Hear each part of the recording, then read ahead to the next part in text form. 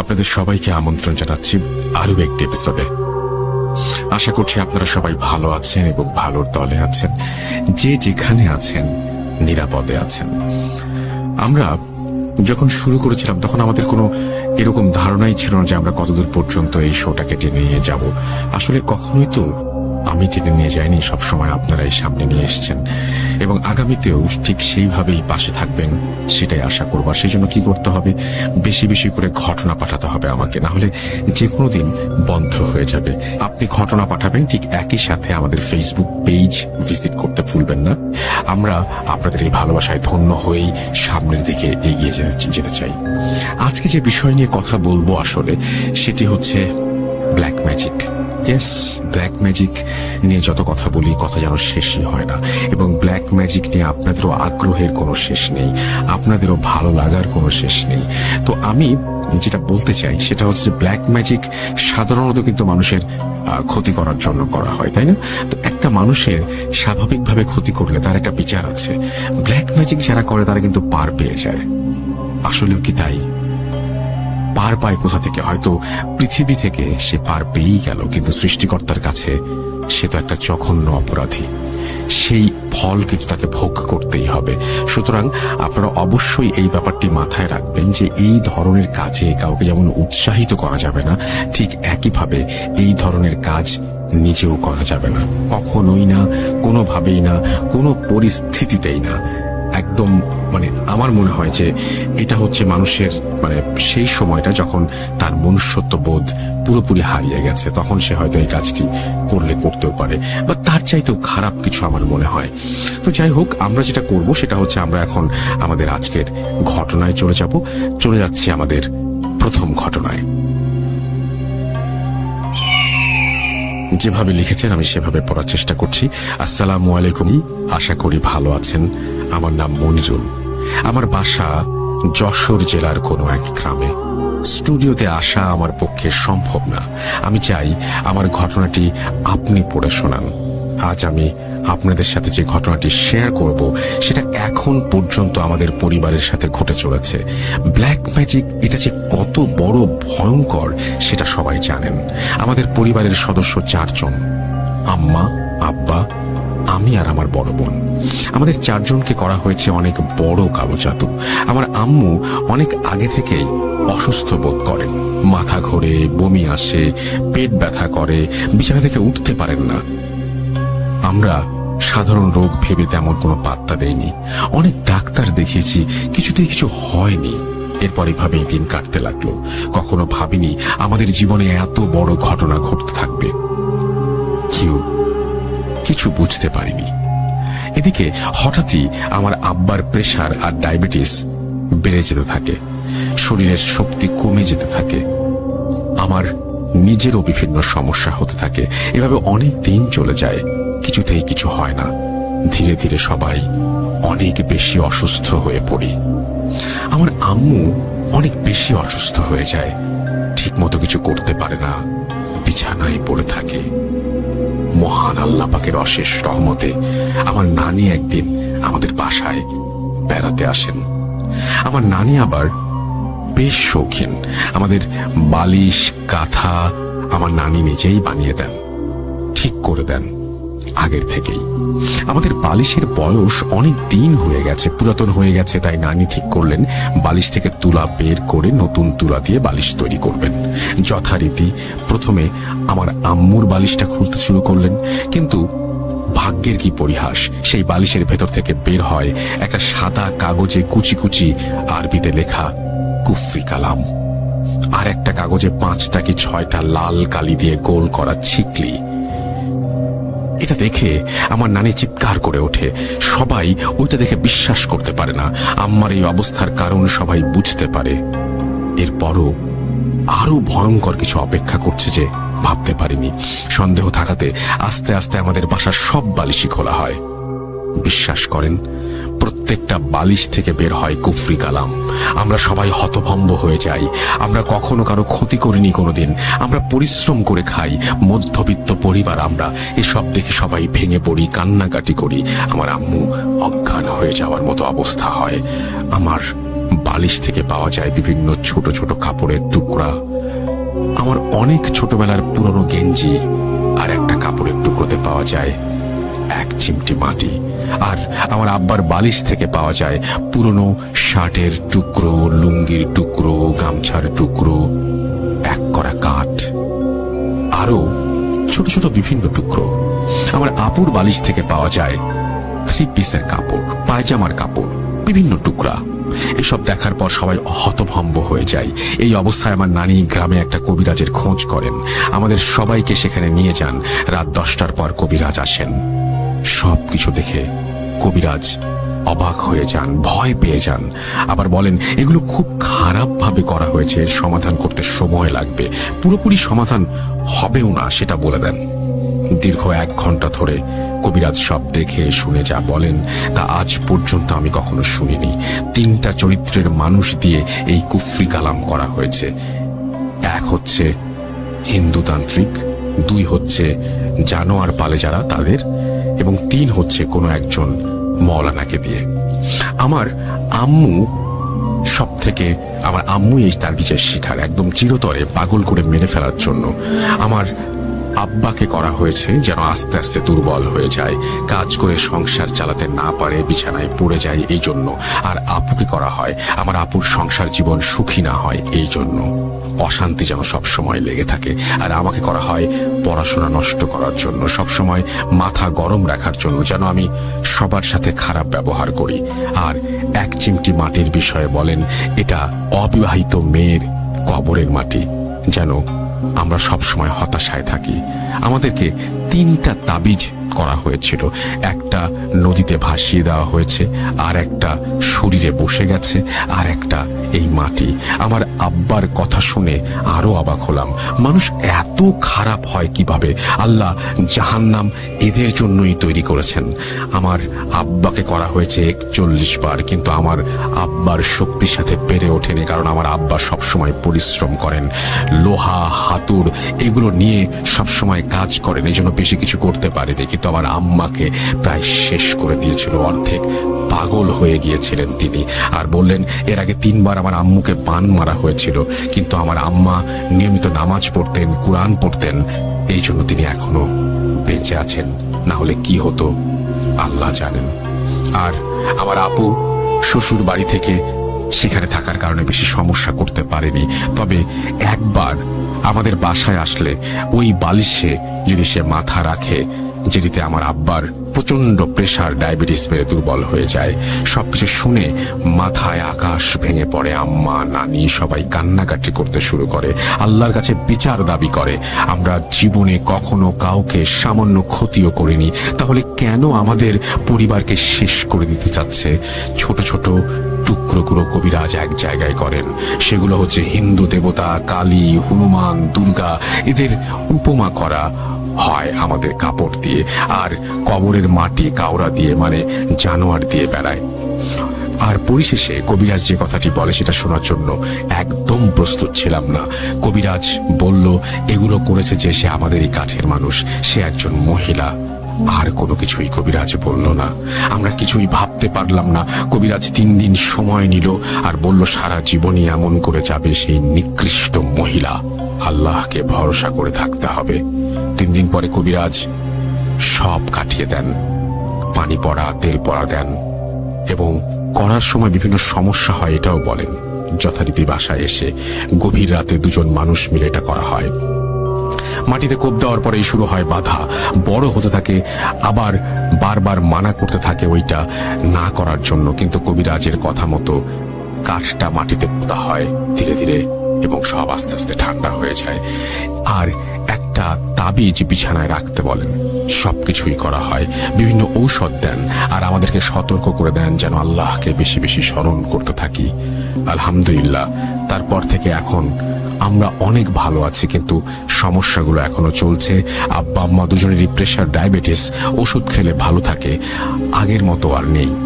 আর আমারও মাঝে মাঝে সমস্যা হয়। কবিরাজ বলল এগুলো দীর্ঘদিন থাকবে।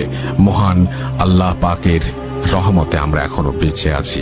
আমাদের জীবনের চরম সত্য ঘটনা আর আপনাদের মাঝে শেয়ার করলাম। জানি না কোন অপরাধে আর কে আমাদের মারতে চাচ্ছে। আমাদের সবার জন্য আপনারা দোয়া করবেন, আল্লাহ যেন এই সব কুফরি কালাম থেকে সবাইকে হেফাজত করেন। আর ঘটনা সিলেক্ট হলে প্রচার করবেন, ভুল হলে ক্ষমা করবেন।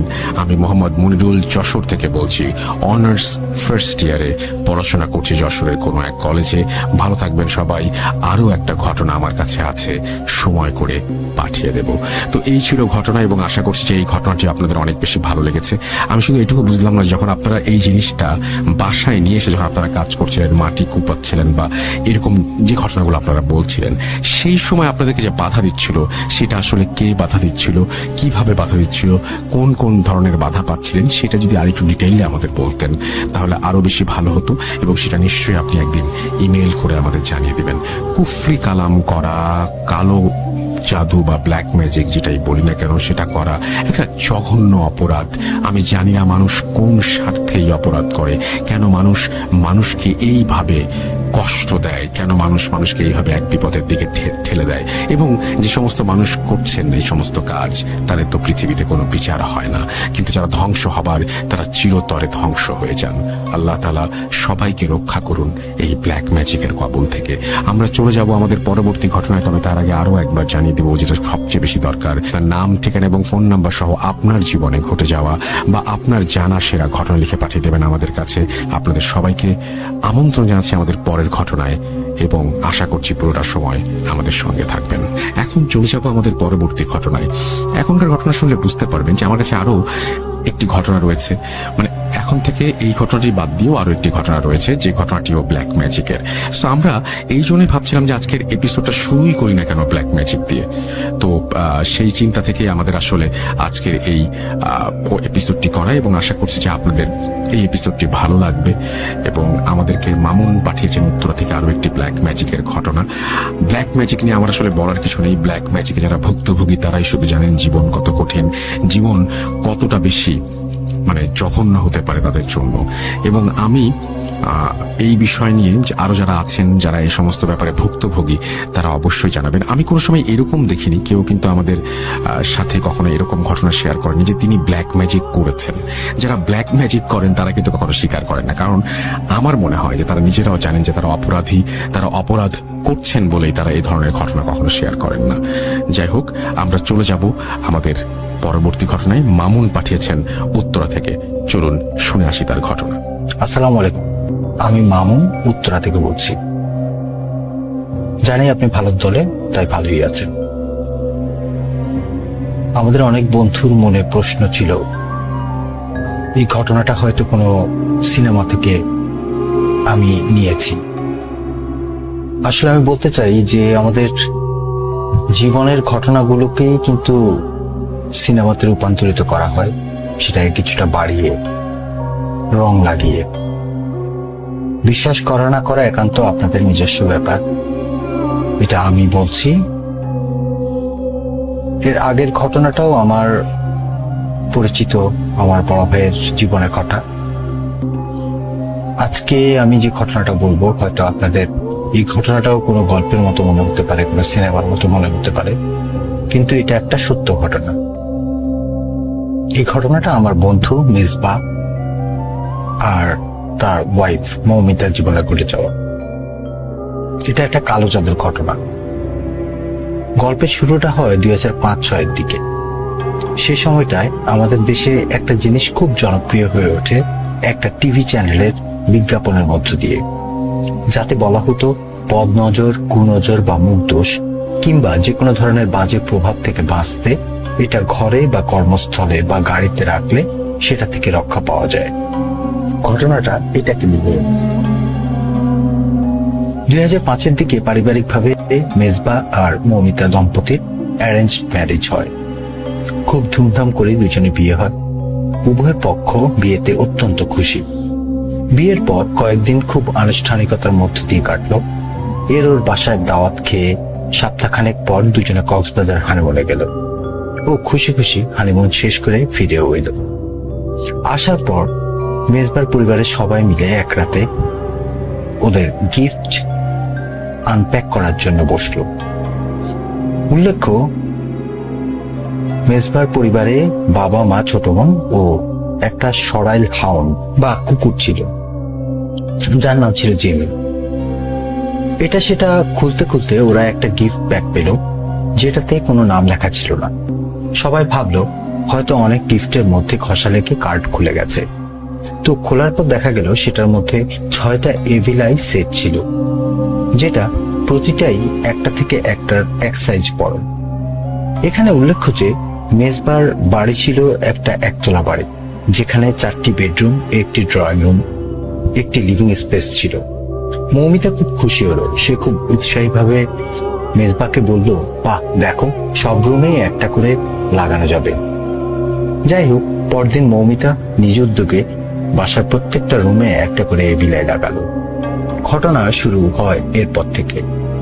সেই রাত থেকে মেজবা খেয়াল করলেন রাত 2টা, 2:30 বা 3টার দিকে হঠাৎ করে ঘুম ভেঙে গেলে উনি দেখলেন মৌমিতা বিছানায় নেই। নতুন মানুষ বাসায় এসেছে, হয়তো পানি খেতে গেছে ভেবে মেজবা উঠলেন।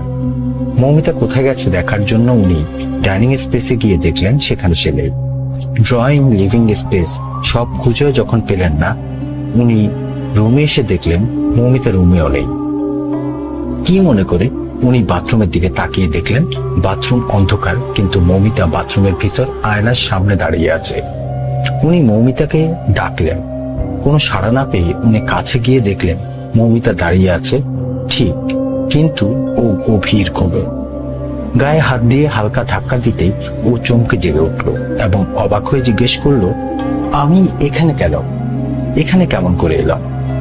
যাই হোক, স্লিপ ওয়াকিং ভেবে দুজনে কিছুটা মজা করলেন, আবার ঘুমাতে চলে গেলেন। খুব সুন্দর সাবলীল স্বাভাবিক জীবন চলতে থাকলো। এর মধ্যে মৌমিতা প্রায় রাতেই এমন স্লিপ ওয়াকিং করতে থাকলো এবং প্রতিবারই ও বাথরুমের আয়নার সামনে গিয়ে দাঁড়িয়ে থাকে। এর মধ্যে ওর আচরণে বেশ পরিবর্তন আসতে শুরু করলো। মেজবার ছোট বোন ওর এই পরিবর্তন থেকে অবাক হয়ে ওকে জিজ্ঞেস করলো, ভাবি, তোমার কি হয়েছে? তুমি কেমন জানি হয়ে যাচ্ছ? তোমার ঘুমের মধ্যে হাঁটার অভ্যাস কি আগে ছিল? তুমি তো এমন ছিলে না।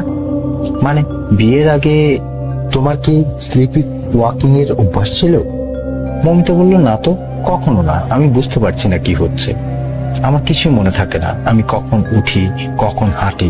শুধু বুঝি আমার খুব ভয় লাগে। আমার মনে হয় আমি আমার মধ্যে থাকি না। এর মধ্যে এক রাতে মেজবা ঘুম ভেঙে দেখেন মৌমিতা ঘুমের মধ্যে বিছানায় উঠে বসে আছে।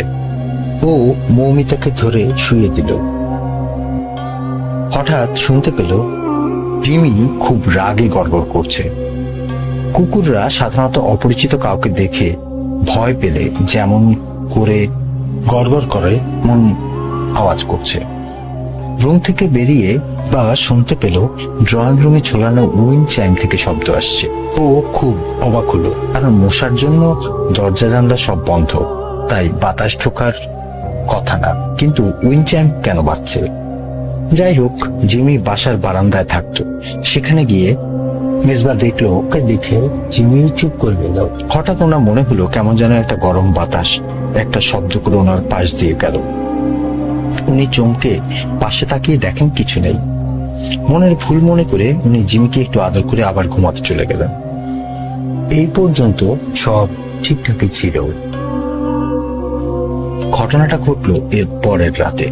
প্রতি রাতের মতো সে রাতেও মৌমিতাকে না পেয়ে বাথরুমে গিয়ে মেজবা দেখলেন মৌমিতা দাঁড়িয়ে আছে। বিছানায় ফিরিয়ে আনার জন্য গায়ে হাত দেওয়ার সাথে সাথে মৌমিতা চোখ খুলে লাল লাল চোখে তার দিকে তাকালো আর চিৎকার করে বলতে লাগলো, তুই মরবি, তোর 14 গোষ্ঠী মরবে, তোকে আমি বাঁচতে দেব না। ওই সময় মৌমিতার গলা অনেক ভারী, কোনো পুরুষ মানুষের গলার মতো শোনাচ্ছিল। চিৎকার শুনে সবাই যখন ওনাদের রুমে ছুটে এলো, তারা দেখলো এসব বলেই মৌমিতা অজ্ঞান করে পড়ে যাচ্ছে। মেজবা গিয়ে তাকে ধরে বিছানায় এনে শোয়ালো। মেজবার পরিবার সুপার ন্যাচারাল কোনো কিছু বা জিন এসবে বিশ্বাস করতো না, তাই পরদিন মেজবা মৌমিতাকে একজন সাইকোলজিস্ট এর কাছে নেওয়ার চিন্তা করলো ও অ্যাপয়েন্টমেন্ট করলেন। সেদিন রাত্রে ঘটলো একটা ভয়ঙ্কর ঘটনা। সেই রাতও মেজবা ঘুম থেকে জেগে দেখলো মৌমিতা নেই এবং বাথরুমে গিয়ে আবিষ্কার করলো মৌমিতা তার শেভিং রেজার দিয়ে হাত কেটে আয়নায় রক্ত দিয়ে একটা ওয়ার্ড লিখছে, যা দেখতে অনেকটা ইংরেজি এম এর মতো, তবে লেখার স্ট্রাকচারটা একটু ভিন্ন। এর মধ্যে মেজবার বড় মামা, যিনি সিলেট থাকেন এবং বেশ কামেল ও শিক্ষিত, যিনি অনেক বছর দেশের বাইরে ছিলেন, যেখানে তিনি একটা বিখ্যাত ইউনিভার্সিটির ইসলামিক স্টাডিজের লেকচারার ছিলেন, তিনি বেড়াতে এলেন। হুট করে তিনি কোনো খবর না দিয়ে আসাতে বাসার সবাই খুব অবাক হলো। জিজ্ঞেস করতে উনি বললেন, কাজ তো একটা আছে, তার আগে তোমরা বলো তোমরা কেমন আছো। সবাই বলল ভালো আছি। হঠাৎ তিনি মৌমিতার দিকে তাকিয়ে প্রশ্ন করলেন, মা তুমি কেমন আছো? আমি বিয়েতে আসতে পারিনি, শরীরটা খারাপ ছিল, কিন্তু তোমার জন্যই এই শরীর খারাপ নিয়েও আসতে হলো। পরিচয় না থাকলেও মৌমিতার মামাকে খুব আপন লাগলো। ও হঠাৎ করে কান্না করে উঠল। মামা সস্নেহে ওর মাথায় হাত বুলিয়ে বলল, মা ভয় পেও না, ইনশাআল্লাহ আল্লাহর ইচ্ছায় সব ঠিক হয়ে যাবে। তারপর তিনি মেজবার দিকে তাকিয়ে বললেন, বাবা তুমি আমার সাথে এসো, তোমার সাথে আমার কিছু কথা আছে।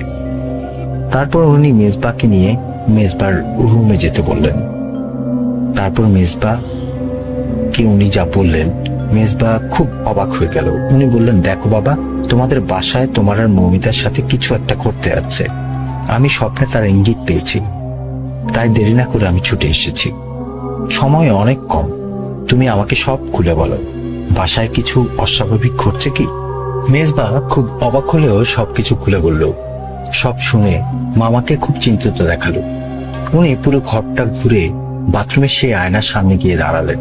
তারপর বেরিয়ে এসে মেজবাকে বললেন, বাবা তুমি যে বললা মৌমিতা আয়নায় কিছু একটা লিখেছে, দেখি তুমি আমাকে একটা কাগজে তা লিখে দেখাও তো।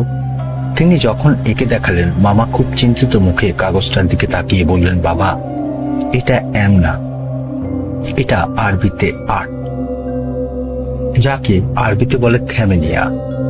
আর এখানে আছে দুটো আর্ট, আর 88 হলো জিনের নাম্বার। আমাদের পবিত্র কোরআন শরীফে 88 বার শয়তানের উল্লেখ আছে, আর শয়তান জিনের 88 রকমের উপজাতি আছে। কোরআন শরীফের 88 নম্বর সূরা আল গাশিয়া, যার আরবি গাশিয়া শব্দের অনেক অর্থের একটি, কিয়ামত দিবসের প্রাদুর্ভাব। আর 88 আরবি হরফটি শয়তানের সিলমোহর, আর এটা সেখানেই থাকে যেখানে শয়তান জিনেরা তার রাজত্ব প্রতিষ্ঠা করতে চায়।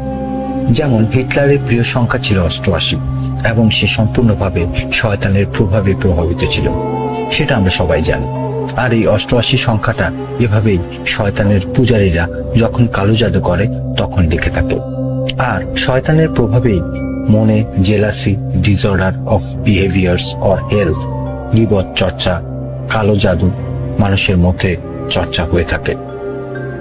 আর এগুলোর মধ্যে দুষ্ট জিন আমাদের উপর আরো বেশি করে প্রভাব বিস্তার করতে পারে। আমার মনে হয় এগুলো কেউ মৌমিতার উপর কালো জাদু করেছে। এরপর তিনি আয়নাটার চারপাশে হাত দিয়ে কিছু একটা খুঁজতে শুরু করলেন। কিছু না পেয়ে উনি আয়নাটার চারধারে যে ক্লিপ আটকানো ছিল তা খুলে ফেলতে ফেলতে একটা প্লাস্টিকের প্যাকেট, একটা ভাঁজ করা পুরনো কাগজের পুটলি বেসিনের উপর পড়ল। মেজবা চূড়ান্ত পর্যায়ের অবাক হয়ে এসব দেখতে লাগলো। উনি কাগজটা নিয়ে রুমে বেরিয়ে আসলেন ও মাটিতে বিছিয়ে দিলেন। দেখা গেল সেখানে কিছু হিব্রু ভাষায় লেখা ও শয়তানের সেই ছাগলের শিংওয়ালা বিখ্যাত মূর্তিটা, সেটার ছবি আঁকা ও কিছু নকশা আঁকা। অবাক করা বিষয় হলো এখানেও 6টা চোখের ছবি আঁকা বিভিন্ন কোণায়, এবং মাঝখানে মেজবা আর মৌমিতার নাম লেখা, এবং একটা ফুলের টবের প্রতিকৃতি আঁকা। প্রতিকৃতিটি দেখিয়ে মামা বলল, এমন টব কি বাসায় আছে? মেজবার ছোট বোন চিৎকার করে বলল, এটা তো আমাদের বারান্দায় রাখা ফুলের টব। মামা বললেন, চলো আমাকে দেখাও। মামা সেখানে গিয়ে বিসমিল্লাহ বলে টবের গাছ তুলে টবের ভেতর হাত ঢুকিয়ে দিয়ে একটা পুটলি বের করে আনলো, যেটা দেখা গেল একটা ঘোড়ার নাল, দুটো গরু বা ছাগলের চোখ যেটায় রক্ত শুকিয়ে জমে আছে, মৌমিতার চুল, নখ, 2টা কাপড়ের পুতুল। মামা একটা ব্লেড চাইলেন। এরপর ব্লেড দিয়ে পুতুল দুটোকে চিড়ে ফেলতেই আরো 2টো প্লাস্টিকে মোড়া কাগজের পুটলি বেরিয়ে এলো। ওই দুটো খুলতে দেখা গেল একটা হাতের ছাপের মধ্যে একটা চোখ আঁকা এবং একটার মধ্যে মেজবা ও একটার মধ্যে মৌমিতার নাম লেখা। হঠাৎ করে মামা উঠে দাঁড়ালেন এবং মেজবার রুমের দিকে গিয়ে যেখানে সেই চোখটা ঝোলানো ছিল সেটা দেখিয়ে বললেন, এটা এখানে কে ঝুলিয়েছে আর এটা কবে থেকে এখানে আছে? মেজবা বলল, ওটা আমরা বিয়েতে গিফট পেয়েছি, কে পাঠিয়েছে জানি না। তখন মামা বললেন, এটা যে পাঠিয়েছে সেই তোমাদের ক্ষতি করতে চায়, সেই কালো জাদু করিয়েছে। আয়না, ফুলের টব সবই এই এভিল আয়ের সাথে কানেক্টেড। এই জাদুর নাম হামসা। এই জাদু কাউকে পাগল বা উন্মাদ করার জন্য করা হয়। তখন মেজবার ছোট বোন বলল, মামা আমরা তো জানি এটা বদনজর বা মুখ দোষ থেকে বাঁচানোর জন্য ব্যবহার করা হয়। তখন মামা বলেন, আল্লাহ শক্তি ব্যতীত কোনো কিছুই শয়তানের কুনজর থেকে বদনজর থেকে বাঁচাতে পারে না, বরং এগুলো শয়তানের শক্তি বৃদ্ধি করে। কারণ আমরা যখন ভাবি এটা আমাদের বাঁচাবে, সেটা শিরক করার সমান। আর এই সিঙ্গেল আই ব্যাবিলনের যুগ থেকেই শয়তানের সিম্বল, যার মধ্য দিয়ে ওরা আমাদের জগতে প্রবেশ করতে পারে খুব সহজে। যেই এটা পাঠিয়েছে না কেন, সে মৌমিতার খুব আপন কেউ, যে ছোটবেলা থেকে মৌমিতাকে চেনে। তখন মেজবা বলে উঠল, মামা আমরা তো তাবিজ, নখ, চুল সব পেয়ে গেছি, এখন কি করতে হবে? মামা বলল, বাবা যে এটা করেছে সে খুব শক্তিশালী, খারাপ জিনিস সেখানে পাঠিয়েছে। এখন একমাত্র আল্লাহ রাব্বুল আলামিন পারেন আমাদের হেফাজত করতে। তারা এখনো এখানে আছে এবং তারা খুব রাগান্বিত অবস্থায় আছে। আর তোমরা মনে করো না এই সব জিনিস কোনো মানুষ তোমাদের বাসায় রেখে গেছে। এটা দুষ্ট জিনেরাই এই এভিলায়ের মধ্য দিয়ে এসে রেখে গেছে। এখন আমাদের যা করতে হবে খুব সাবধানে ও দ্রুত করতে হবে। মেজবা তুমি আমার জন্য একটা কাফনের কাপড়, কিছুটা কর্পূর, 6টা মোমবাতি আর কিছু আগরবাতি নিয়ে আসো। সন্ধ্যায় মাগরিবের পর মৌমিতাকে নিয়ে আমি রুকায়া করব। সন্ধ্যায় মামা, মেজবা, মৌমিতা, মেজবার বোন আর ওনার মাকে নিয়ে মেজবার রুমে গেলেন। ঘরের 4 কোণায় 4টা মোম জ্বালালেন আর বাথরুমের দরজার 2 পাশে 2টো। মৌমিতাকে লম্বা করে মেঝেতে শুয়ে পড়তে বলে উনি 4 জনকে কাফনের কাপড়ের 4 কোণা ধরে বুক সমান উঁচুতে ছালরের মতো করে দাঁড়াতে বললেন। এরপর উনি আগরবাতি জ্বালিয়ে দিতে দিতে বললেন, যাই ঘটুক কেউ রুম থেকে বের হবে না যতক্ষণ আমি না বলবো। তারপর কিছু দোয়া পড়ে কর্পূর কাফনের কাপড়ের উপর ছড়িয়ে দিতে হঠাৎ প্রচন্ড যন্ত্রণায় গোঙাতে থাকলো মৌমিতা। এরপর উনি কিছু পড়া পানি মৌমিতার গায়ে ছিটিয়ে দিতেই সে চিৎকার করে আর্তনাদ করে উঠল আর বলতে থাকলো, তুই আমার কিছুই করতে পারবি না। তখন মামা বলল, যদি বাঁচতে চাস তো চলে যা। তারপর উনি ইশারায় কাফনের কাপড়টা কোমর সমান উচ্চতায় নামাতে ইশারা করলেন। নামাতেই মৌমিতা চিৎকার করে বলে উঠল, আমার শরীরে আগুন জ্বলে উঠছে। ও হাউমাউ করে কাঁদতে লাগলো। মামা বলল, যাবি কিনা বল। মৌমিতা পুরুষালী কণ্ঠে বলল, এই শরীর আমার, আমি একে না নিয়ে যাব না। মামা ইশারা করলো কাপড়টা হাঁটু সমান নামাতে। নামাতে শুরু করা মাত্র মৌমিতা তীব্র ব্যথায় চিৎকার করতে লাগলো। মাও বলল, যাবি? সে বলল, আমাকে যে পাঠিয়েছে আমি চলে গেলে সে আমায় মেরে ফেলবে। মামা বললেন, না গেলে তুই তো জানিস এই কাপড় মৌমিতার গায়ে পড়লে তোকে এমনিতেই মরে যেতে হবে, আল্লাহকে ভয় কর। এরপর মৌমিতার কণ্ঠস্বর ক্ষীণ হতে লাগলো। বলল, যাব যাব। মাও বলল, তুই যে পথ দিয়ে এসেছিস সেটা ভেঙে দিয়ে তুই এখান থেকে সারা জীবনের জন্য চলে যাবি, আর যদি কখনো ফিরিস তাহলে তোকে আমি মেরে ফেলবো।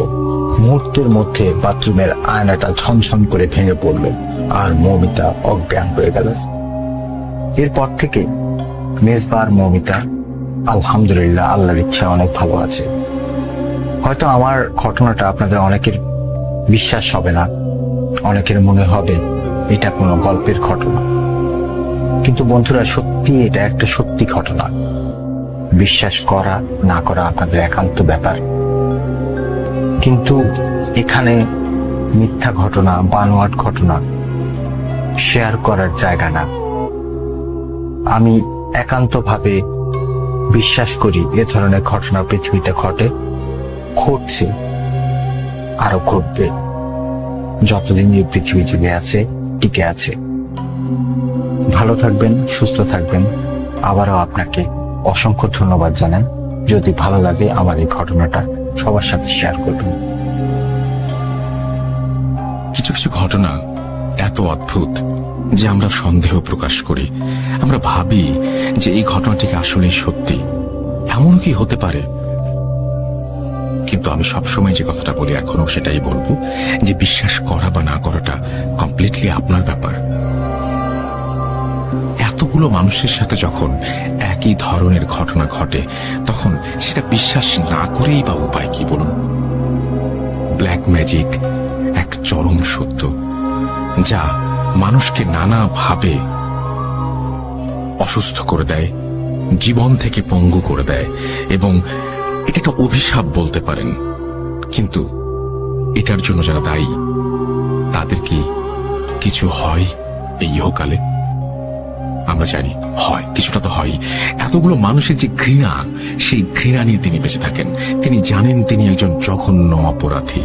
আমরা যারা লিসেনার, যারা ঘটনা পাঠাই, তারা নিশ্চয়ই এরকম কোনো কাজ করবেন না। আপনাদের মধ্যে এমন কেউ কি আছেন যিনি ভুল করে এই পথে পা বাড়িয়েছিলেন এবং তারপরে সেই জঘন্য পরিণতির কারণে আপনার নিজের জীবনে হয়তো কোনো অশান্তি নেমে এসছে বা খারাপ কিছু হয়েছে, এখন আপনি সাফার করছেন, বা এখন আপনি বুঝতে পারেন যে যা করেছেন ভুল করেছেন, আপনার এখন অনুশোচনা হয়? তাহলে শেয়ার করুন এবং আমাদের জানিয়ে দিন যে কোন ধরনের প্রবলেম আপনি এখন ফেস করছেন এবং কেন আপনি এখন অনুশোচনায় ভুগছেন। তাহলে যেটা হবে, অনেক মানুষ হয়তো এই পথ থেকে সরে আসবে। আপনার ঘটনা জানার পরে কেউ হয়তো এই পথে পা বাড়াবে না। আপনার যে বিপদ, সেই বিপদ হয়তো তার জন্য এক ধরনের সাবধান বার্তা হয়ে আসবে, এবং তিনি আর কখনো চাইবেন না কারো ক্ষতি করতে বা ব্ল্যাক ম্যাজিক নিয়ে চর্চা করতে। আমরা চলে যাব আরো একটি ব্ল্যাক ম্যাজিকের ঘটনায়। আশা করছি যে এই ঘটনাটিও শুনে আপনারা শিহরিত হবেন, আনন্দিত হবেন, ঠিক একই সাথে ডিসিশন নেবেন যে না, এরকম কোনো কিছু আমি কখনো করব না। চলুন শুনে আসি আমাদের পরবর্তী ঘটনা। আশা করি ভালো আছেন। আমি গাজীপুর থেকে বলছি। আমি আমার নামটা ব্যক্তিগত কারণে শেয়ার করতে পারছি না, ওই জন্য দুঃখিত। ঘটনাটা একদম আমার নিজের সাথে ঘটা। ওটা আমার স্কুল জীবনের কাহিনী। ঠিক আছে, আমি সরাসরি ঘটনায় চলে যাচ্ছি। আমি এবং আমার বাড়ির পাশে আমার এক ফ্রেন্ড ছিল। ফ্রেন্ড এবং ভাইও বলা চলে, যেহেতু আমরা পাশাপাশি বাড়ি ছিল। ফ্রেন্ড এবং ভাই, আমরা দুজনেই একই স্কুলে পড়তাম, একই ক্লাসে। তো আমাদের মধ্যে একটা কন্টেস্ট চলতো, লেখাপড়া হোক, খেলাধুলা হোক, সব বিষয়, যে কিভাবে ওকে আমি হারাবো, আমি জিতবো। লেখাপড়া হোক, খেলাধুলা হোক, সব বিষয়। তো যতই কন্টেস্ট হোক, ও আসলে আমার সাথে কখনো পেরে উঠতে পারে নাই। কিন্তু জানি না ওইটাই কি আমার জীবনের সত্যিকার ভুল ছিল কিনা, জানি না। তো সে আমি একই স্কুলে পড়তাম, স্কুলে যেতাম, স্কুল থেকে আসতাম, স্কুল থেকে আসার পরে ওর সাথে আমার মিলামেশা ছিল। তো এভাবেই দিনকাল চলতে লাগলো। হঠাৎ করে আমি একদিন শুয়েছি, রাত্রেবেলা আমার ঘুম ভেঙে গেল। তখন আমার কাছে মোবাইল টোবাইল কিছু ছিল না, তখন আমি মোবাইল ইউজ করি না। তো আমি হঠাৎ করে দেখতে পারলাম যে আমার ঘরের ওই পাশে লাইট জ্বলছে একটা বাতি। আমি হঠাৎ করে বললাম যে এখানে লাইট জ্বলছে কেন? ভাবলাম হয়তো আমার বাবা অনেক রাজ্যে কাজ করতো, আমি ভাবছি হয়তো বাবা ওখানে কাজ করছে। কিন্তু আমি ওখানে একটা ছায়া দেখতে পেলাম। ছায়াটা কি করছে, মানুষ সিগারেট খায় না, এভাবে সিগারেটের মতো খাচ্ছে এবং অবিরতম তার মুখ থেকে ধোঁয়া বেরোচ্ছে, ধোঁয়া। আমি তখন ভয়ে, আমার পাশে বাবা ছিল, মা ছিল, আমি কে ছিল আমি অতটা খেয়াল করি নাই। আসলে আমার সাহস হয় নাই যে আমি ওদেরকে ডাক দেবো। যাই হোক, তখন আমি আস্তে আস্তে ঘুমিয়ে পড়ি। পরে ঘটনাটা আমি আমার পরের দিন সকালে মায়ের কাছে শেয়ার করি। মা বলে, কই না তো, লাইট তো ছিল না, আর তোর বাবা তো শুয়ে ছিল, কেউ ছিল না। যাই হোক, এটা ছিল প্রথম দিনের ঘটনা। দ্বিতীয় দিন আমি একটা গাছে উঠলাম আম পাড়তে। আম পাড়ার ওঠার পরে মনে হলো কে যেন আমাকে ধাক্কা মেরে ফেলে দেবে, এরকম অবস্থা। আমি বললাম, এরকম কেন হচ্ছে? তারপর আমি ভয়ে গাছ থেকে নেমে গেলাম। মা বলতো যে, বাবা দুপুরবেলা গাছে উঠিস না, দুপুরবেলা অনেক সমস্যা হয়। তো আমি ওই ভয়ে গাছ থেকে নেমে গেলাম। তারপর দেখা গেল আমি নদীতে নামলাম সাঁতার কাটতে। ওইখানে মনে হতো কে যেন আমার পা ধরে টেনে নিয়ে যাবে, এরকম। তো দিন যাচ্ছে, এইসব সমস্যাগুলো আমার দিন দিন আরো বৃদ্ধি পাচ্ছে, দিন যাচ্ছে সমস্যাগুলো বৃদ্ধি পাচ্ছে। আমি ঘুমিয়ে আছি, যখন আমার চোখটা বন্ধ হয়ে আসবে মনে হচ্ছে কে যেন আমাকে একদম পা ধরে টেনে হিসছে যেন কি নিয়ে যাচ্ছে। তো যখন আমার ঘুম ভেঙে যায় সমস্যা হয় না, যখনই চোখ বুঝবো তখন এই সমস্যাটা হয়। তাছাড়া যখন আমি চোখ বুঝবো মনে হচ্ছে আমি যেন কোথায় পড়ে যাচ্ছি, একদম আমাকে মনে হচ্ছে যেন কিছু থেকে অনেক তলা কিছুর উপর থেকে আমাকে ছেড়ে দেওয়া হয়েছে, আমি নিচে পড়ে যাচ্ছি। হঠাৎ করে ফাল দিয়ে লাফ দিয়ে আমি ঘুম থেকে উঠে যাই। এভাবে দিন চলতে লাগলো। এই সমস্যাগুলো প্রতিনিয়ত প্রতিনিয়ত প্রতিনিয়ত হতে যাচ্ছে।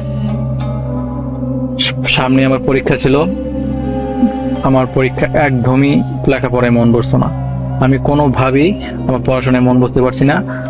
এই সময় সমস্যাগুলো দিন দিন আমাকে ঘিরে ধরতে লাগলো এবং আমি এক সময় অনেক অসুস্থ হয়ে পড়ি। তো আমার মা বাবা আমাকে ডাক্তারের কাছে নিয়ে গেল। ডাক্তার কাছে নিয়ে যাওয়ার পর ডাক্তার বলল যে না, আসলে ওনার তো কোনো সমস্যা হয় নাই, হয়তো রাত্রেবেলা ঘুমাতে পারে না, ঠিক মতো খেতে পারে না, এই কারণে সমস্যা হলো। কিছু ওষুধ লিখে দিল, তারপর আমি বাড়ি চলে আসলাম। কিন্তু দিন যাচ্ছে, সমস্যা বেড়ে যাচ্ছে, সমস্যা বেড়েই যাচ্ছে। তো আমার পাশের এক কাকি ছিল, তারপরে সে আমার মাকে এসে বললো যে আসলে ডাক্তার যখন কাজ হচ্ছে না, ওকে একটা কবিতা দেখা। আমার পাশের বাড়িতেই আমার সম্পর্কে দাদু হয়, আমার একজন কাকি আছে, ওই কাকির বাবা। তো উনি আসছেন, উনি কবিরাজ।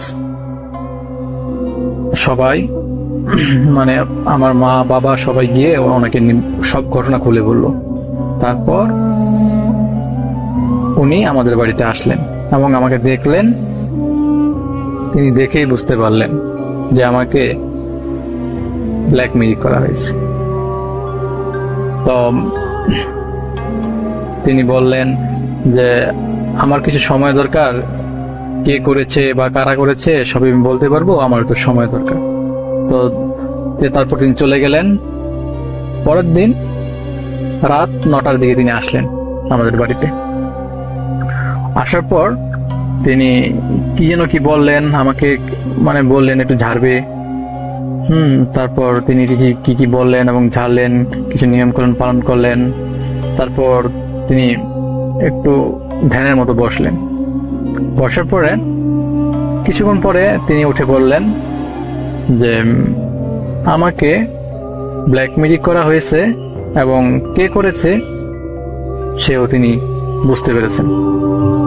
তিনি বললেন একটা তাবিজ রাখা হয়েছে আমার, যে আমি যেখানে ঘুমাই ওই বালিশের ভেতরে।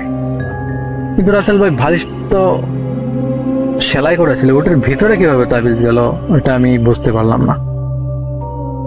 তারপর তিনি বলেন আসলে এটা জিন দ্বারা চালান করা হয়েছে। এছাড়া আরেকটা তাবিজ করা হয়েছিল আমাদের উঠানের মাঝখানে, যেখান থেকে আমি যখন ঘুম থেকে ওঠার পরে যখন বের হই, এবং ওই তাবিজের উপরেই, যেখানে তাবিজটা পোতা রয়েছে ওর উপরেই পা দিয়ে আমাকে যেতে হতো। এবং এই কারণেই সমস্যা দিন দিন দিন দিন আমার বাড়তে লাগলো। তারপর তিনি বললেন যে আসলে ব্ল্যাক ম্যাজিকটা অনেক কাছের লগে করেছে। কে করেছে তিনি আমাদের সব বললেন এবং বললেন যে দেখুন, আপনারা দুইজন পাশাপাশি লোক, কোনো ঝামেলার সৃষ্টি করবেন না। আর এর থেকে নির্দিষ্ট কোনো প্রমাণ নেই যে ওনারাই করেছেন। ঠিক আছে, আমি জানি, আপনারা জানেন, আপনাদেরকে আমি বললাম, কিন্তু আসলে ওর আইনগত কোন ব্যবস্থা নিতে পারবেন না। তো এই বিষয়ে না জানাই ভালো। তবে আমি ওর পর থেকে ওই সমস্যাগুলো আমার দিন দিন সমাধান হতে শুরু করলো। কিন্তু একটা ক্ষতি আমার হয়ে গেল, ওর পর থেকে আমার আসলে কখনো পড়াশোনায় মন বসে নাই। আমি অনেক চেষ্টা করেছি, বাট আমি কোনোভাবেই পড়াশোনায় বসতে পারিনি। শুধু ওই আমার ফ্রেন্ড ছিল, ওনার মা আসলে আমাকে এই তাবিজটা করেছিল। ওনারাও আসলে ওই তাবিজটা করার পরে সুখে নাই। ওনারা বিভিন্ন দায় দেনায় অভুক্ত হয়ে দিন যাচ্ছে তাদের। এই ছিল ভাই আমার ঘটনা। আমার কাছে আরো অনেক ঘটনা আছে, যদি এটা শেয়ার করেন তাহলে আশা করি নেক্সট ঘটনাগুলো পাঠাবো। বাই। আপনাদের সবাইকে আরো একবার সাদর আমন্ত্রণ জানাচ্ছি। আশা করছি আপনারা সবাই ভালো আছেন এবং ভালোর দলে আছেন। আমি আজকে এই মুহূর্তে এখন যে ঘটনাটি শেয়ার করতে চাই সেটি একটি মোমবাতিকে নিয়ে। খুবই অদ্ভুত লাগছে না যে মোমবাতির সাথে আবার কি সম্পর্ক? হ্যাঁ, আমারও খুব অবাক লেগেছিল, কিন্তু আমি বলবো যে ঘটনাটি ধৈর্য নিয়ে শুনুন এবং আশা করছি যে ঘটনাটি শুনলে আপনারও ভালো লাগবে। আমি চেষ্টা করব এরপরে আরো একটি ঘটনা আপনাদের পড়ে শোনাতে। আমরা চলে যাব আমাদের পরবর্তী ঘটনায়। মোমবাতি নিয়ে যে ঘটনাটি সেটি আমরা এখন শুনে আসব। আসসালামু আলাইকুম, কেমন আছেন? আশা করি ভালো আছেন, কারণ আপনি সবসময় ভালোদের দলেই থাকেন। আমার নাম শিহাব আহমেদ। আমার গ্রামের বাড়ি কুমিল্লা জেলার চান্দিনা থানার চান্দিয়ারা গ্রামে। আমি থাকি কুমিল্লা ক্যান্টনমেন্টের বাংলা বাজারে। আজকে আমি আপনাদের মাঝে যে ঘটনাটি শেয়ার করব সেটি কালেক্ট করে আমার খালাতো ভাই তামিম তার ফ্রেন্ডের খালাতো বোনের দেবরের সাথে ঘটনাটি ঘটেছিল। ঘটনাটি আসলে ঘটনা বলা চলে না, এটা তার সাথে প্রতিনিধি করত। ঘটনাটি ঘটে শুরু হয় সেই 2008 সাল থেকে। 2008 সালে একদিন তিনি সন্ধ্যা 7টার দিকে তার চাচার বাড়িতে যাওয়ার সময় পথে একটি নারকেল গাছ পড়ে। সেই নারকেল গাছে তাকিয়ে লক্ষ্য করলো দীর্ঘ 7 থেকে 8 ফুট একটি লম্বা মোমবাতি নিজে নিজে গাছ থেকে নিচের দিকে নামছিল। সেই মোমবাতিটি নিজে নিজে আগুন জ্বলতো এবং নিভত। এটা দেখার পর তিনি নিস্তব্ধ হয়ে যান এবং তখন তিনি কোনো দিকেই মুভ করতে পারতেন না। তিনি জায়গায় স্টপ ছিলেন। ঠিক সেইভাবে 10 থেকে 15 মিনিট পরে নিজে নিজে শরীর ঠিক হয়। তারপর তিনি মুভ করতে পেরেছিলেন এবং তিনি সেদিন প্রচন্ড রকমের ভয় পেয়েছিলেন। বিষয়টি তিনি কারো কাছে শেয়ার করেননি। তার পরের দিন আসর নামাজের পরে যখন ওই রাস্তা দিয়ে ফিরছিলেন তখন তার গায়ে আগুনের হাওয়া লাগছিল। কিন্তু সেদিন বৃষ্টি ছিল, বৃষ্টির মধ্যেই আগুনের হাওয়া লাগছিল। এর কারণে তিনি সেখানেই দাঁড়িয়ে গিয়েছিলেন। 10 থেকে 15 মিনিট পরে আস্তে আস্তে সেটা ঠিক হয়ে যায়। তিনি স্থানটি ত্যাগ করেছিলেন সাথে সাথেই। ওই দিন আর কিছু ঘটেনি তার সাথে। ঠিক তার পরের দিন সন্ধ্যায় যখন ওই রাস্তা দিয়ে ফিরছিলেন এটা তার মুখোমুখি হয়ে যায়। যখন তার মুখোমুখি হয়ে যায় তিনি সাথে সাথে অনেক জোরে চিৎকার করেন, কিন্তু তার চিৎকার যেন 2.5 ফিটের বাইরে যায় না। তখন ওই মোমবাতি দৌড়ে পালিয়ে যাওয়ার সময় টিনের সাথে ধাক্কা লেগে যায়। টিনের সাথে ধাক্কা লেগে ঝিঝি পোকা হয়ে গিয়েছিল তখন। এই ঘটনায় এলাকায় জানাজানি হয়ে যায়। যখন জানাজানি হয়ে যায় লোকেরা গুজব মনে করে, ওরা বলা বলি করে যে সাইমন বোধ হয় পাগল হয়ে গিয়েছে, হয়তোবা সে স্বপ্ন দেখেছে। এই ঘটনার সপ্তাহখানেক পরে যে টিনের সাথে ধাক্কা লেগেছিল সেই বাড়ির এক ভদ্র মহিলা তাকে ডেকেছিল। ডেকে বলে, ভাই তোমার সাথে যে এই ঘটনাটি ঘটেছিল, প্রথমে আমি কিন্তু বিশ্বাস করিনি, কিন্তু আমি নিজে সেটা দেখলাম। যখন দেখলাম তখন ঘরে কোনো ইলেকট্রিসিটি ছিল না, পুরো ঘরটাই চাঁদের আলোয় আলোকিত হয়েছিল। এখন ভাই কি করা যায়? তখন সাইমন ভাই বলল, এটার সাথে আমি প্রতিনিয়তই কথা বলতে থাকি, কিন্তু তাকে আমি কখনো সরাসরি দেখিনি। মহিলাটি তাকে জিজ্ঞাসা করে যে জিনটা সেটা কি ছেলে নাকি মেয়ে? তখন তিনি বলেন, এটা একটা ছেলে, এটা আমার অনেকভাবে হেল্প করতে চায়, কিন্তু আমি তার কাছ থেকে কোনো হেল্প নেইনি, কারণ সে যদি তার প্রতিদান স্বরূপ আমার কাছ থেকে কিছু চায়। আমরা ছিলাম 4 ভাই 1 বোন, তো আমি ভেবেছিলাম যদি কখনো সে আমার কাছ থেকে কিছু চায়, আমার পরিবারের কাকে চায়, কিংবা ভবিষ্যতে যদি আমি বিয়ে করার পর আমার ছেলে মেয়ে চায়, তাহলে তো আমি তাকে দিতে পারবো না। তো তাদের সাথে যদি কথা উলটপালট হয়ে যায়, তখন কিন্তু তাদের সাথে আমাদের মানব জাতির কিন্তু বিরাট রকমের ক্ষতি হয়ে যায়। তো সেই কারণে আমি চাইনি তার কাছ থেকে কোনো হেল্প নেওয়ার জন্য। এরপর থেকে প্রতিনিয়ত তিনি ওর সাথে কথা বলতেন। যখন তার বন্ধুদের সাথে চলাফেরা করতেন, তখনও তার সাথে কথা বলতেন। যখন তার সাথে কথা বলতেন, তখন সে দেখতে পেত, কিন্তু তার বন্ধুরা ওই মোমবাতিটিকে দেখতে পেত না কখনো। তো সেটা ভেবে তার বন্ধুরা ভাবলো যে সে পাগল হয়ে গিয়েছে, সে পাগলের ন্যায় আচরণ করছে। তো এর কারণে তিনি এলাকায় 6 থেকে 7 মাসও পাগল হিসেবে আখ্যায়িত ছিলেন। যখন এলাকায় ঘটনাটি ভালোভাবে জানাজানি হয়ে যায়, তার কাছে অনেকেই আসছিল সাহায্য নেওয়ার জন্য। তিনি কখনো কাউকে সাহায্য করেননি। তিনি বললেন যে তোমরা যে আমাকে যেটা ভাবছো, আমি আসলে তা না। আমি ওর কাছ থেকে কোনো হেল্প নিইনি, নেওয়ার চিন্তা ভাবনাও নাই। সো আমার কাছ থেকে এসে এই ব্যাপারে কোনো হেল্প না চাওয়াটাই বেটার। তো তিনি এই বিষয়ে কাউকে কোনো হেল্প করেননি। পরবর্তীতে তিনি সেই মোমবাতিটি তার কাছ থেকে মুক্ত হওয়ার জন্য আবদার করল। তো মুক্ত হওয়ার জন্য আবদার করাতে সে বলল, না, আমি তোমাকে মুক্ত করতে পারবো না, কারণ আমি যদি তোমাকে মুক্ত করি তাহলে তুমি অনেক মানুষকে ক্ষতি করবে, তুমি আমাদের এলাকাবাসী কে ক্ষতি করবে এবং পৃথিবীর বিভিন্ন জায়গায় অনেক মানুষকে ক্ষতি করবে। তো আমি এটা চাই না, আমি তোমাকে মুক্ত করতে পারবো না। তখন তাকে আশ্বস্ত করলো যে না, আমি কাউকে কোনো ক্ষতি করব না এবং কোনো মানুষকে কোনো কিছু করব না, তুমি আমাকে দিতে পারো, আমি তোমার কাছে বাধাবদ্ধ হলাম। তো এটা শোনার পর তিনি বললেন, আচ্ছা ঠিক আছে, আমি তোমাকে মুক্ত করে দিব, কিন্তু কিভাবে? এটা শোনার পর তিনি বললেন যে সোনার উপর পানি দিয়ে এই জায়গাটাকে ছিটিয়ে দিতে হবে সুন্দর করে চারদিকে, এবং গোলাপ জল আতর দিয়েও ছিটিয়ে দিতে হবে। সে কাজটা করতে হবে রাত 12টার দিকে, এবং কেউ যাতে এই কাজটি করার সময় টের না পায় এবং দেখতে না পায়।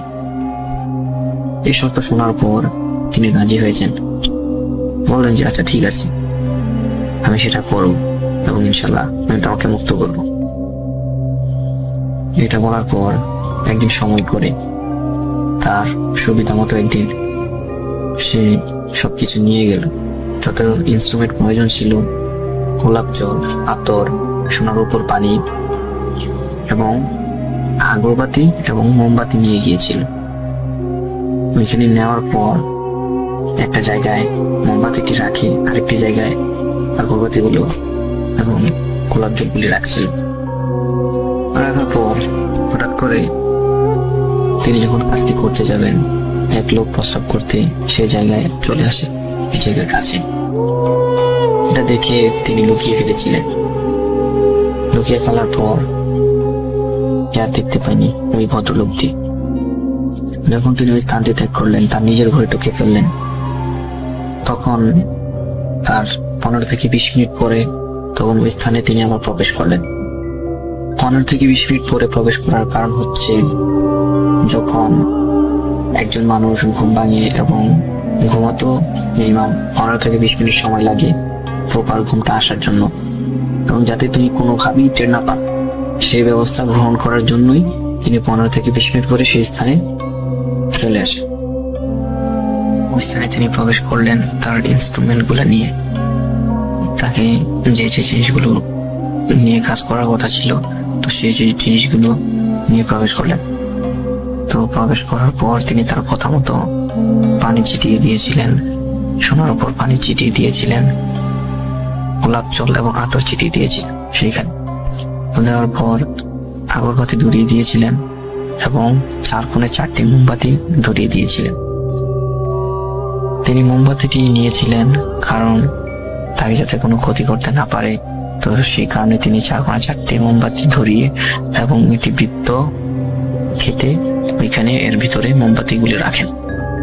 এবং আমাদের ইসলাম ধর্মের মধ্যে আমাদের নবী করিম সাল্লাল্লাহু আলাইহি ওয়াসাল্লাম কিভাবে গা বন্ধ করতে হয় সেই দোয়া শিখিয়ে দিয়ে গেছিলেন। তো সেই অনুযায়ী তিনি সেভাবে তার গাটা বন্ধ করে নেয়। বন্ধ করার পর তিনি তাকে বললেন যে তুমি যেভাবে যা বলছিলে আমি সেভাবে করে দিয়েছি, এখন তুমি কি করতে চাও? সে বলল তিনি যে রাস্তাটি দিয়ে যাবেন সেখানে অনেক পাতা পড়ে এবং আবর্জনা জমে আছে। সে আবর্জনাটি জমে থাকার কারণে তিনি এর উপর দিয়ে যেতে পারবে না। তো তাকে একটি ঝাড়ু দিয়ে সেই জায়গাটি পরিষ্কার করে দেওয়ার জন্য বলা হলো। তো তিনি বলল আচ্ছা ঠিক আছে, আমি পরিষ্কার করে দিব। তো তিনি তার কথা মতো রীতিমতো সেই জায়গাটি পরিষ্কার করলেন। এরপর তিনি বললেন যে বন্ধু, আমাকে যদি মুক্ত করতে চাও তাহলে তুমি তোমার মন থেকে দোয়া করতে হবে এবং পড়তে হবে সূরা ফাতিহা 1 বার, সূরা ইখলাস 4 বার, সূরা ফালাক 1 বার, সূরা নাস 1 বার। তুমি যদি পড়ো তাহলে আমি তোমার জন্য 2 রাকাত নফল নামাজ পড়ে দোয়া করব। এই কথা তিনি বলেন আচ্ছা ঠিক আছে আমি করব। ওই জিনটা কিন্তু আসলে মুসলিম ছিল। আমরা অনেকে হয়তো জানি আমাদের ধর্মের মধ্যে, আমাদের মানব জাতিতে কয়েকটা ধর্ম আছে। আমাদের মধ্যে যেমন ধর্মের আলাদা আলাদা রয়েছে, ঠিক তেমনি তাদেরও ধর্মের মধ্যে আলাদা আলাদা রয়েছে। তো সে এরকম মুসলিম ধর্ম থাকাতে সে নামাজ পড়তো, ধার্মিক ছিল। সে কিন্তু জুমার নামাজের মধ্যেও ওই জিনটিকে দেখতো সোহেম ভাই। অন্য কেউ না দেখলেও তিনি ঠিক দেখতো, জুমার নামাজের মধ্যে অনেক সময় দেখতো ওই জিনটিকে। তিনি কি করলেন, তার কথা মতোই সবকিছু ঠিকঠাক করলেন। তার মনের মধ্যে একটি কথা বারবার ঘুরপাক খাচ্ছিল। তিনি ভাবলেন যে তাকে দেখার খুব ইচ্ছে। তারপর আবার ভাবলেন যে না, যদি দেখতে চায় তাহলে যদি কোনো ক্ষতি করতে করে, যদি সেটা অনেক গিয়ে ভেবে তিনি আর প্রশ্নটা করলেন না। তারপর আবার ভাবলেন যাই হোক না কেন আমি তাকে কথাটা বলি, দেখি সে কি বলল। আরেকটা কথা বলে রাখি, তিনি কিন্তু মাঝে মধ্যে বিভিন্ন সহযোগিতা নিতে চাইতেন। এখন অনেকের মনের মধ্যে প্রশ্ন আসতে পারে, সে তো আটকে গিয়েছিল একটা জায়গার মধ্যে, তো ওই জায়গায় কিভাবে থেকে সাহায্য করতো? ওই জায়গা থেকে তিনি সাহায্য করতে পারতেন তাকে। অনেক কঠিন কাজ নাকি তাকে একটু সহযোগিতা করেছিলেন বিভিন্ন কাজে, সে জায়গার মধ্যে থেকে তিনি সে কাজগুলো করতেন। যেমন আমাদের পরিবারের মধ্যে আমাদের একটা যেই বন্ডিং আছে, যেই নিয়ম শৃঙ্খলা আছে, যেমন আমাদের পরিবারের মাতাদের বা কর্তাদের ছাড়া জিজ্ঞাসা না করে কোনো জায়গায় যেতে পারি না, ঠিক তেমন যেন তার একটা গার্ডিয়ান হিসেবে হয়ে গিয়েছিল সেই জিনটি সোহেম ভাইয়ের। সোহেম ভাই একটা গার্ডিয়ান ছিল তার হিসেবে হয়ে গিয়েছিল।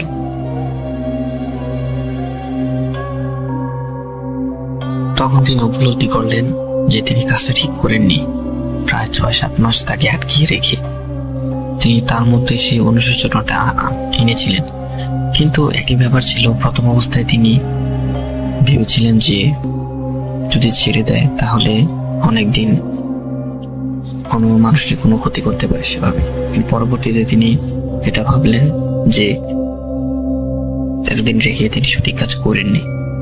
আচ্ছা যাই হোক, পরবর্তীতে তিনি 7-5 না ভেবে তাকে বলেই ফেললেন যে তোমাকে আমি দেখতে চাই, তোমার রূপে আমি ভালো একটা তোমার রূপটা আমি দেখতে চাই।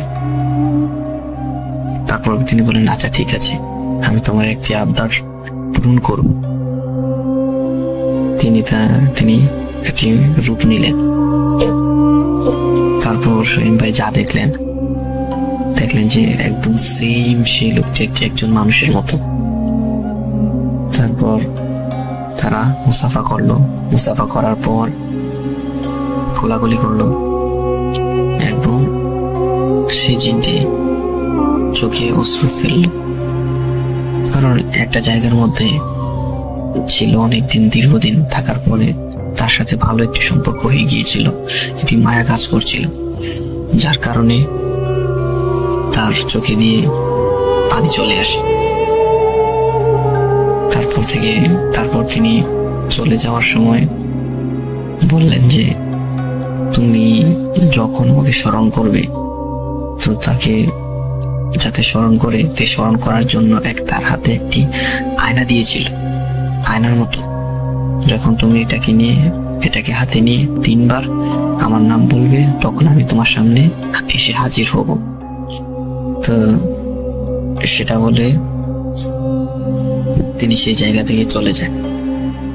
সোহেম ভাই এই আয়নাটিকে তার সাথে রাখিনি, কারণ তিনি ভেবেছিল যদি তাকে আবার ডাকার পর যদি ওই লোকটি আবার তাকে কোনো ক্ষতি করে, তো সেটা ভেবে তিনি এই আয়নাটিকে আর তার সাথে রাখিনি।